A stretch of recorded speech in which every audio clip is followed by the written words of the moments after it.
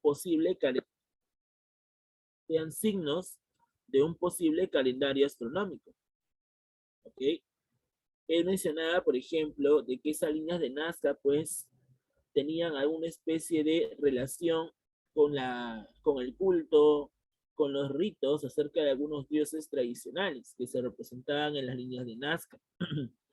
Después encontramos al señor Hans Horkheimer, quien mencionaba que esas líneas, ya esas líneas de Nazca, eran pues plazoletas para realizar reuniones sagradas o para realizar en este caso pues algún tipo de culto. Y que estas plazoletas en sí hayan servido pues para representar pues algún parentesco con respecto pues a las regiones reunidas, ¿no? O sea que estas líneas en sí eran pues genealógicas que representaban algún parentesco cultural con diferentes regiones. María Reich, a comparación de los demás investigadores, recuerden ustedes que es aquella que presenta pues una visión científica y gracias a su visión científica, gracias a su planteamiento científico, ella mencionaba que esta línea de Nazca en sí representaban un calendario astronómico, ¿ok? Y además estaba relacionado con la agricultura. Los sacerdotes, pues, que eran los observadores de los astros, del cielo, del tiempo, eran aquellos que subían hacia lo alto, observaban los astros, y ellos podían predecir justamente los momentos de lluvia, los momentos de cosecha, de sequía, de agricultura. Y eso justamente va a hacer de que se tracen esas líneas en el suelo para así representar una especie de calendario astronómico. Esto es lo que justamente menciona María Reich al hablar acerca de las líneas de Nazca. ¿Ya? Así es. Entonces, chicos, por ahí tenemos en este caso una noción básica con respecto a las líneas de Nazca. Y si tenemos esta noción básica acerca de la línea de Nazca, entonces vamos a ir resolviendo nuestra primera pregunta. ¿Qué nos dice nuestra primera pregunta? Nuestra primera pregunta dice, de acuerdo con las investigaciones de María Reich, las líneas de Nazca, ¿qué fueron? ¿Qué es lo que menciona María Reich acerca de la línea de Nazca? Ya lo dijimos. Claro, representa un calendario astronómico, ¿verdad? Muy bien. La clave entonces de esta pregunta sería la letra A. Eso pues lo tenemos bastante claro, lo tenemos bastante conciso, pues porque varias veces lo hemos comentado, ¿cierto? Muy bien, listo. Vamos entonces con el número 2. La número 2 que nos dice, las culturas prehispánicas de la costa emplearon diversas técnicas para obtener una mayor producción. Una de estas fueron los acueductos subterráneos, que se caracterizaron por... A ver, chicos, ¿cuál sería la respuesta con respecto a esa pregunta número 2? Recuerden ustedes que estamos dentro del intermedio temprano. Una característica básica, ponemos por aquí, ponemos aquí en la pantalla, que una característica básica acerca del primer intermedio, o también llamado como intermedio temprano, ¿cuál vendría a ser? Una característica del primer intermedio, el intermedio temprano, vendría a ser pues la economía, ¿cierto? Con respecto a la actividad económica, recordemos que durante este contexto se estaría dando pues la construcción de ¿qué? La construcción de canales. Tenemos acá construcción de canales de regadío, también llamado acueductos, ¿cierto? Canales de regadío o acueductos. Ahora, estos canales de regadío o acueductos en sí van a caracterizar justamente a las sociedades del intermedio temprano denominadas como sociedades hidráulicas. Y vamos a ver, por ejemplo, que dentro de estas sociedades hidráulicas encontramos pues a diferentes culturas. Por ejemplo, ponemos aquí a la cultura moche. Por ejemplo, ¿qué tipo de construcción hidráulica, qué tipo de construcción relacionado pues a el uso de canales estaría haciendo la cultura moche? ¿Cómo se llama la técnica hidráulica que utilizaron los mochica para así realizar la producción de sus alimentos y también la producción de la totora? ¿Qué técnica usaron los mochicas? Vamos. ¿Qué técnica usaron los mochicas, chicos? Vamos. Los, los huachaques, ¿cierto? Muy bien. Entonces ponemos por aquí los mochicas utilizaron los huachaques. ¿Qué cosa eran los huachaques?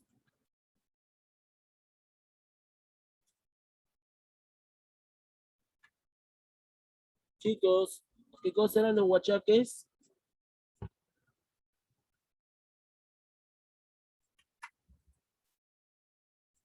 Las chacras hundidas, ¿cierto?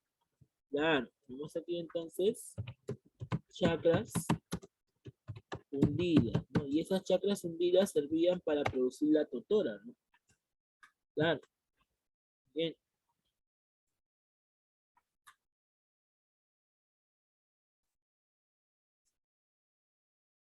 muy bien. Eso es con respecto entonces a la cultura mochi. Aparte de la cultura moche, también encontramos a quién.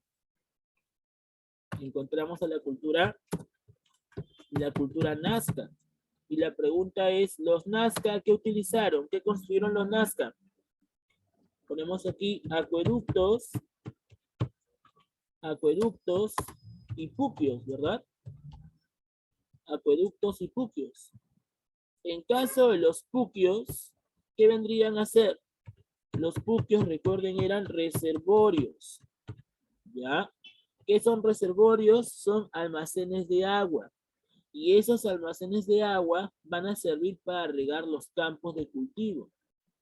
Muchos de esos reservorios, como el caso de los acueductos o canales de regadío, también, ¿qué es lo que sacaban?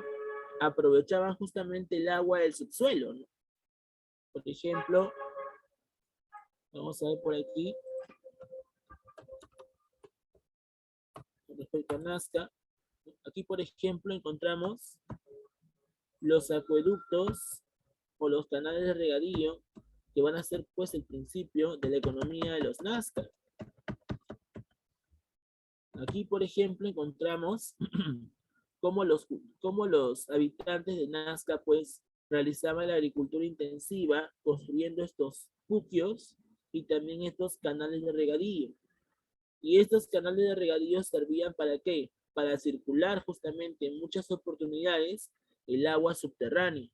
Y ese agua subterránea servía también para poder alimentar a los valles. La fosa de donde salía el agua subterránea se le conocía como la napa freática. Y eso justamente representa cómo los Nazca aprovechaban el agua del subsuelo para así alimentar a los valles.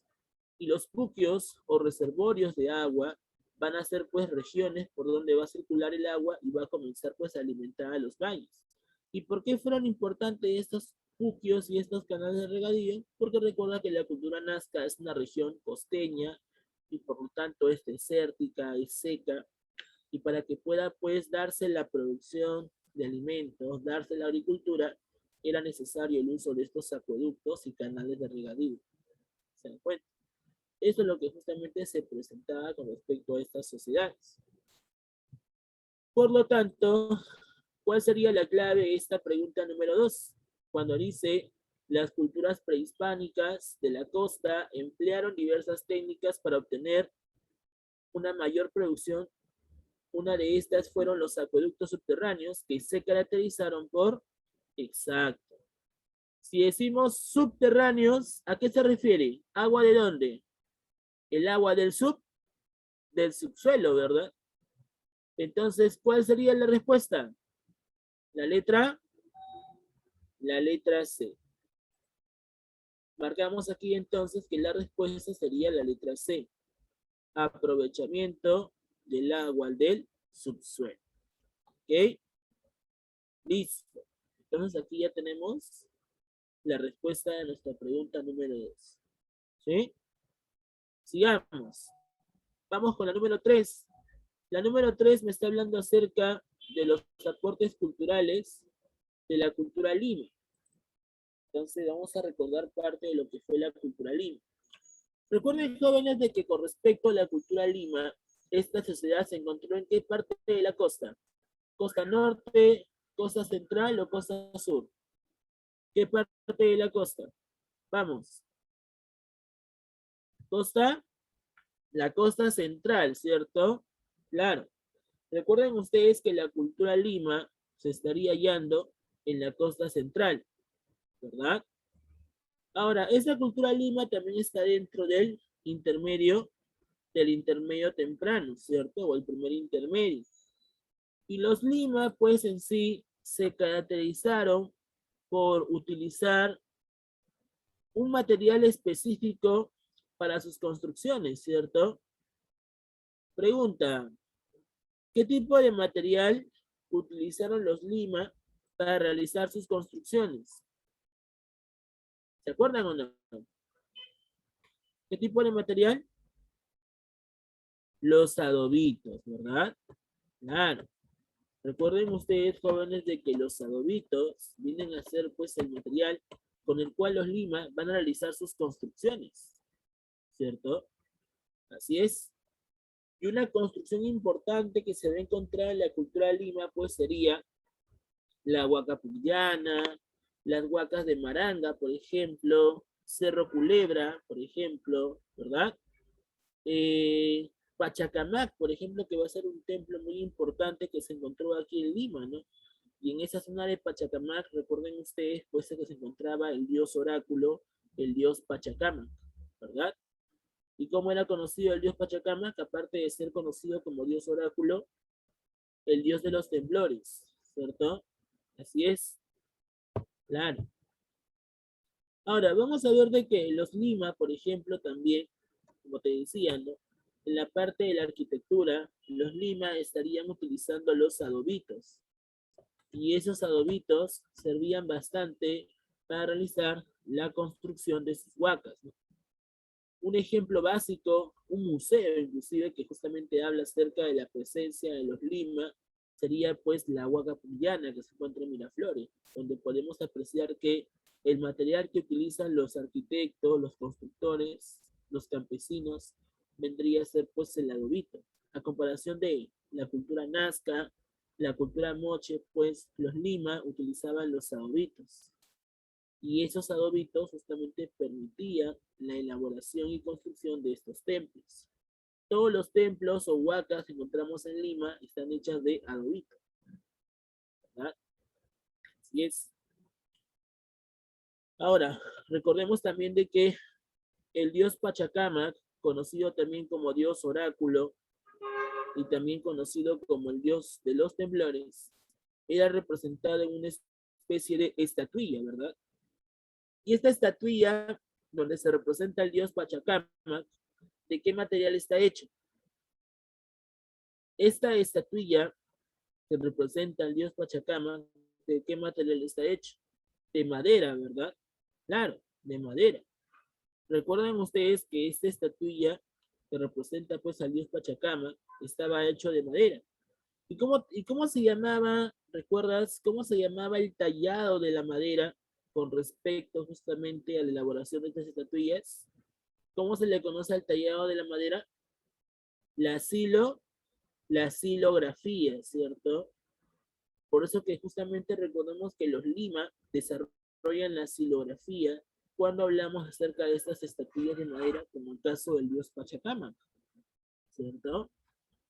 Entonces, un aporte que tendrían los Lima, aparte pues de la elaboración de sus huacas y el culto al dios Pachacamac, sería pues el uso de la silografía.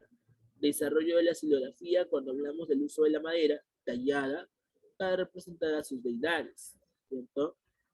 Claro que sí. qué? Entonces, al hablar acerca de la arquitectura, al hablar acerca de la silografía, podemos responder la pregunta número 3. Porque, ¿qué nos dice la pregunta número 3? La pregunta número 3 nos dice, relacione correctamente sobre las manifestaciones culturales de la sociedad de Lima. A ver, ¿qué ponemos aquí? La arquitectura. Pregunta, ¿con cuál de las letras se estaría relacionando la arquitectura? ¿Cuál sería? Con la C, ¿cierto? Cuando dice arquitectura nos pregunta acerca de las construcciones. Y aquí sería construcciones de templos y huacas hechas de adobitos, ¿cierto? Entonces la 1 sería la letra C. Silografía. ¿Con cuál de las letras se estaría relacionando la silografía? Con la B, ¿cierto? Elaboración de estatuillas de madera con figuras y formas resaltantes. Y la última, religión. ¿Con cuál de las letras se relaciona? Con la A, ¿cierto? Divinización al dios Pachacam, ¿cierto? Conocido como el dios de los temblores y el dios oráculo. Entonces, ¿cuál es la clave? ¿Cuál es la clave, jóvenes? ¿Qué ponemos ahí como respuesta? Ponemos ahí que la 1 es la letra C, la 2 con qué se relaciona con la letra B, y la número 3 con qué se relaciona con la letra A, ¿cierto? 1C, 2B y 3C. Y ahí está la respuesta de la número 3. ¿Ok? ¿Sí? Listo. Sigamos entonces. Esta es la respuesta. Sigamos. Número 4. Nos vuelven a preguntar acerca de las líneas de Nazca. Bueno, ya hemos hablado acerca de las líneas de Nazca, así que simplemente vamos a desarrollar esta pregunta. Dice, señales solo las características que correspondan a los geoglifos de Nazca. A ver, ¿cuál de esas 4 afirmaciones, chicos, se relaciona con la cultura Nazca? Veamos. La primera dice, fueron descubiertas por María Reich. ¿Esta afirmación es verdadera o falsa? Falso, ¿verdad? ¿Por qué? Porque ¿quién es el verdadero descubridor de las líneas de Nazca? ¿Quién es el primer descubridor de las líneas de Nazca? Toribio Mejía, ¿cierto? Entonces la primera sería falsa. La segunda dice, según la apreciación de Paul Kosok, las líneas eran plazoletas para reuniones sagradas. ¿Verdadero o falso? Con respecto a lo que decía Paul Kosok. Falso, ¿verdad? ¿Quién decía de que las líneas de Nazca eran plazoletas? A ver, vamos a recordar la pantalla. Vamos a recordar por aquí el PPT.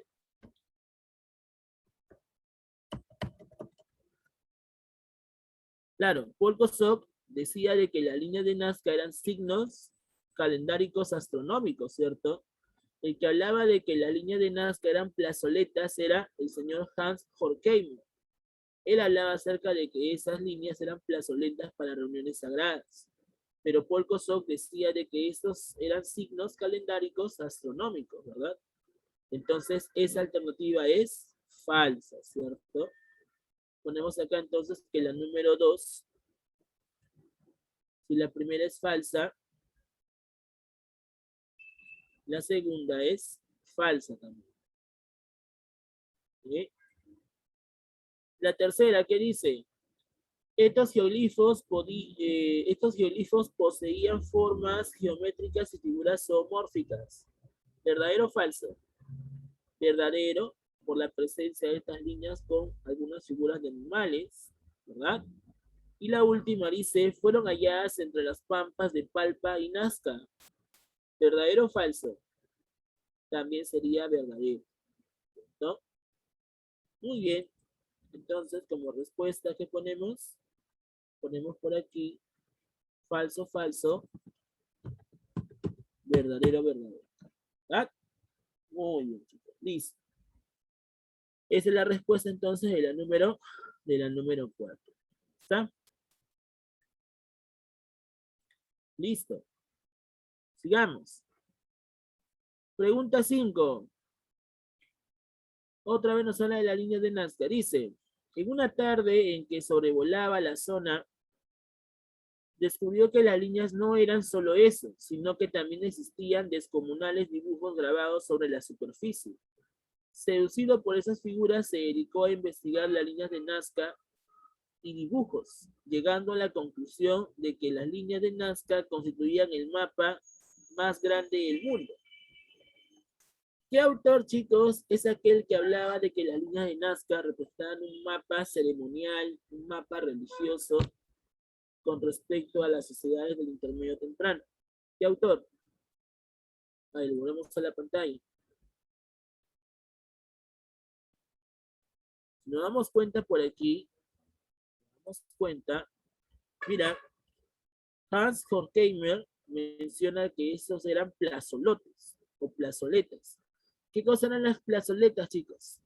Las plazoletas eran pues lugares o lugares de culto, lugares donde se realizaban ritos, celebraciones, ¿ok? Ya de origen sagrado, o sea, se relacionaba bastante con el culto a los dioses. Y que esas líneas de Nazca también servían para representar pues cierta genealogía entre la sociedad con algún tipo de parentesco. O sea, servía para realizar, darse ceremonias en sí. ¿Ok? Esto es lo que presentaba el autor Hans Horkheimer. Y él decía de que esta línea de Nazca pues también representaba pues a un mapa muy, pero muy tradicional, un mapa muy iconográfico, un mapa muy ritual acerca de otras sociedades. Entonces, cuando me dice aquí, seducido por estas figuras, se dedicó a investigar las líneas y dibujos, llegando a la conclusión de que la línea de Nazca construían el mapa más grande del mundo. Pregunta, si hablamos de ritos o ceremonias, ¿cómo será conocido ese mapa? ¿Un mapa de qué tipo? Un mapa ceremonial, ¿verdad? Entonces, si decimos que la línea de Nazca en sí van a representar un mapa ceremonial, la pregunta es, ¿cuál sería la clave de esta número 5? ¿Cuál sería la clave de esta pregunta número 5? Claro, aquí encontramos la letra D, ¿cierto? Muy bien. Ponemos aquí entonces Hans Horkheimer bajo un principio ceremonial. Listo, chicos. Esa sería la clave de la número 5. ¿Ah? Muy bien. Número 6. Otra vez la línea de Nazca. Dice, elija la alternativa que se relaciona con la imagen mostrada. ¿Cuál sería la clave, chicos, con respecto a esa pregunta? ¿Cuál sería la alternativa que se relaciona con las líneas que se pueden observar? La letra C, ¿cierto? Claro.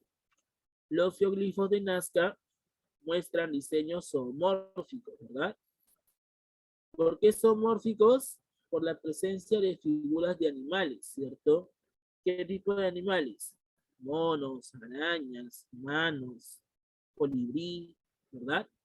Eso es lo que representa, ¿cierto? Muy bien. Listo, sigamos. La número 7. A ver, dice, la sociedad Nazca se caracterizó por su cerámica polícroma y la decoración de casi toda la superficie del cerámico. A partir de las siguientes imágenes de la cerámica Nazca, indique qué características corresponden a esta cultura. A ver, recordando nada más acerca de las características básicas de la cerámica Nazca. Pregunta, ¿qué tipo de base tenía la cerámica Nazca? ¿Qué tipo de base tenía la cerámica Nazca, chicos?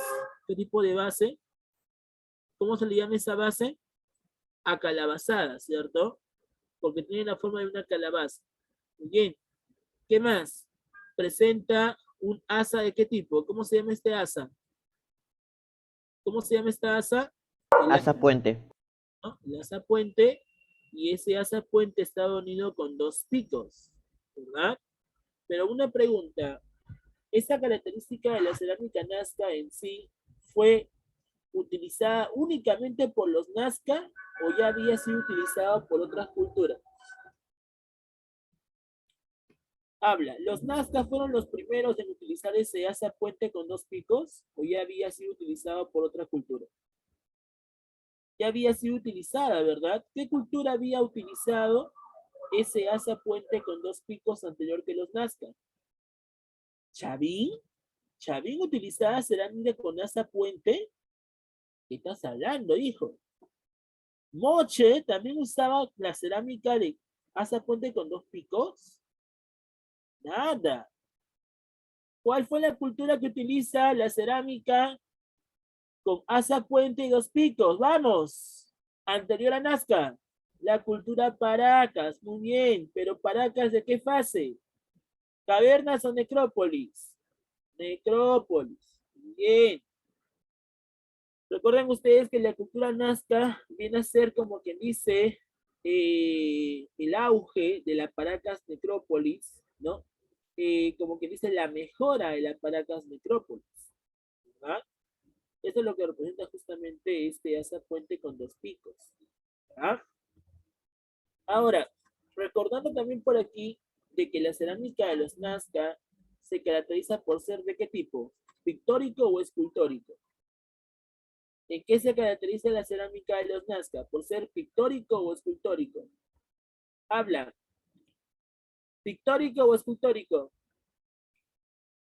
¿Qué es lo que representa la cerámica Nazca? ¿Su finalidad pictórica o escultórica? Habla. Respuesta, vamos. Repaso, repaso. ¿Pictórico o escultórico?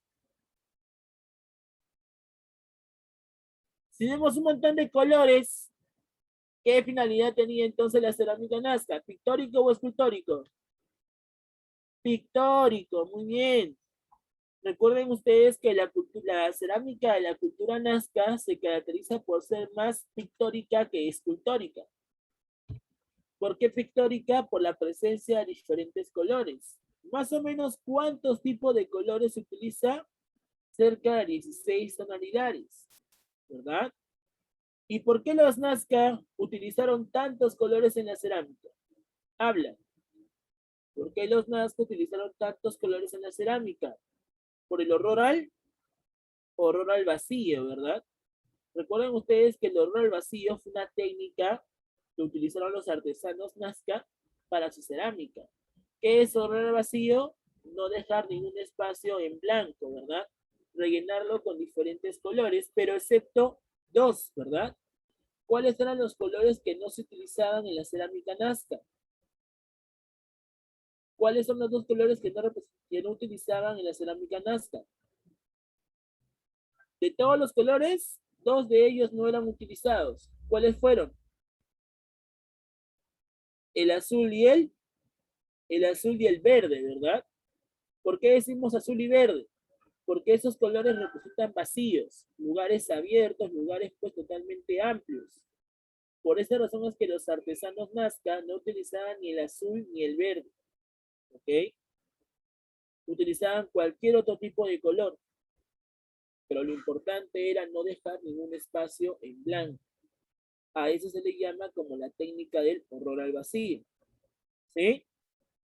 Muy bien. Entonces, con lo explicado, muchachos, vamos a ver la respuesta a esta pregunta número 7. ¿Qué nos dicen?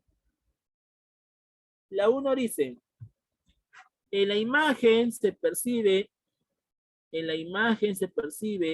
el uso del asa puente y la forma acalabazada de las vasijas. ¿Verdadero o falso?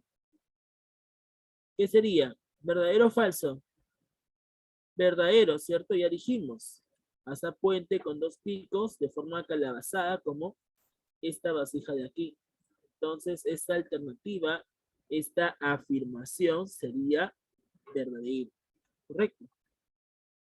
Segundo, ¿qué dice? La cerámica Nazca tuvo una gran tonalidad de colores. ¿Esta es verdadero o falso? Verdadero, ¿verdad? ¿Por qué los Nazca utilizaban tantos colores? Por el horror al vacío, ¿cierto? Bien, verdadero. Siguiente. Su cerámica destacó más por ser escultórica que pictórica. ¿Verdadero o falso? Falso, ¿verdad?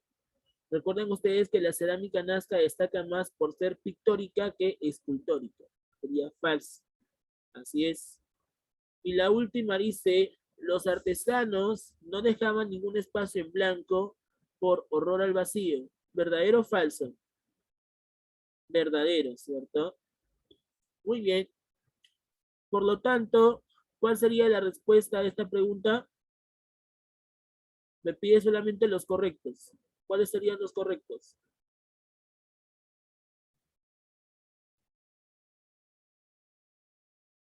La letra D, ¿cierto? 1, 2 y 4. Muy bien. Me pide solamente los correctos. 1, 2 y 4. Muy bien, chicos. Genial. Listo. Sigamos entonces. Pregunta número 8. ¿Qué me dice la pregunta número 8? Dice, la cultura Lima del periodo de los desarrollos regionales tuvo como principal característica el empleo de. Pregunta, en sus construcciones, ¿qué utilizaron los Lima? ¿Qué tipo de material? Adobitos. Los adobitos, ¿verdad? Entonces, ¿cuál sería la respuesta? La letra E, ¿cierto? El uso y la presencia de los adobitos. Adobitos. Correcto. Sigamos. La 9. Una de las muestras arquitectónicas que corresponden a la cultura Lima es, ¿cuál de estas huacas corresponde a la arquitectura de la sociedad de Lima? La huaca pucllana, ¿cierto? Así es. Recuerden ustedes que la huaca pucllana viene a ser una construcción que se encuentra aquí en Lima, en el distrito de Miraflores, que habla acerca de la sociedad que se desarrolló, ¿cierto? Muy bien. Y la número 10 dice, el estilo interlocking demostraría qué cosa. Pregunta, ¿a qué se refiere cuando dice estilo interlocking? Recuerden ustedes que en las paredes de las construcciones de los Nazca se van a encontrar pues una especie de trazos de forma de culebra por encima de las paredes, que van a estar bordeando las paredes.